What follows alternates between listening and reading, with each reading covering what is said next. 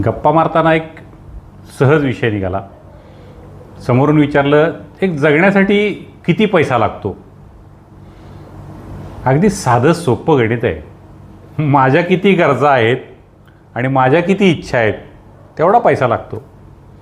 आणि जेव्हा एका कुटुंबात आपण एकत्र आहोत तेव्हा त्या कुटुंबाला एका प्लॅटफॉर्मवर येऊन, एका स्टेजवरती येऊन त्या सगळ्यांच्या मिळून गरजा एक्झॅक्टली काय आहेत. कारण जगण्यासाठी आपल्याला ज्या गोष्टी लागतात, तब्येतीसाठी, हेल्थसाठी, किंवा काय बाबा एक सुविधा, वस्तू, एक मिनिमम ज्या असतात त्या लागतात आपल्याला. नात्यांमध्ये काही गोष्टी इन्व्हेस्टमेंट्स कराव्या लागतात, ते मिनिमम लागतातच त्याच्यामध्ये.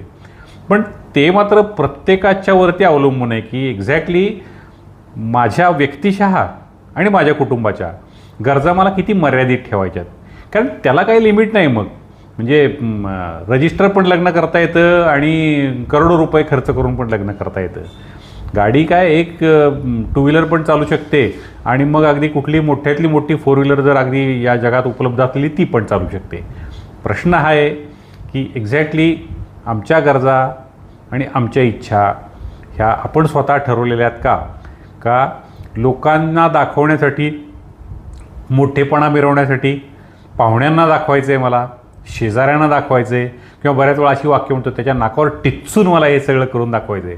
कुठलं आलं आहे टिच्चून आणि फिच्चून? काय ते दुसऱ्याला टिच्चून काहीतरी करून दाखवण्याच्या नादात स्वतःचं जीवन अडचणीत कशाला आणायचं?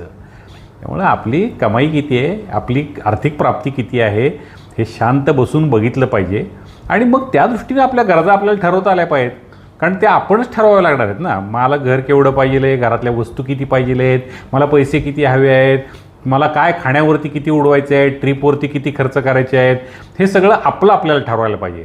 नाहीतर मग त्यानं ती परदेश ट्रिप केली आणि त्याच्यावरती त्याने 5 लाख खर्च केले की मला तेवढे खर्च करायचेच आहेत. कोणी सांगितलं हे?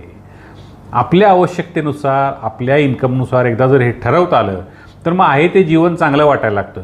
नाहीतर मग कितीही मिळवा, दुसऱ्याकडं बघत, दुसऱ्यांना दाखवण्यासाठी, त्यांच्या टर्म कंडिशनप्रमाणे जर आपण जगलं तर ते काय जगणं होत नाही, मग मजा येत नाही त्याच्यामुळे. आणि मग जर मजा करायची आहे, इच्छा मोठ्या मोठ्या आहेत, कष्ट तेवढे केले पाहिजेत, तेवढी टार्गेट ठेवली पाहिजेत, तेवढी प्लॅनिंग केली पाहिजेत, तेवढं अर्निंग केलं पाहिजे आणि मग करा ना. किती पाहिजे तेवढे मिळवायचं आणि मग पाहिजे तेवढे खर्च करायचे. पण माझं मिळवणं किती आहे हे प्रत्येकाने, कुटुंबाने व्यवस्थितपणे विचार केलाच पाहिजे. नाहीतर उगीच काहीतरी अय्याशी करण्याच्या नादात, मजा करण्याच्या नादात कमाई 10 रुपयाची आणि कर्ज काढून खर्च 50 रुपयाचा, ते काही पॉसिबल नाही.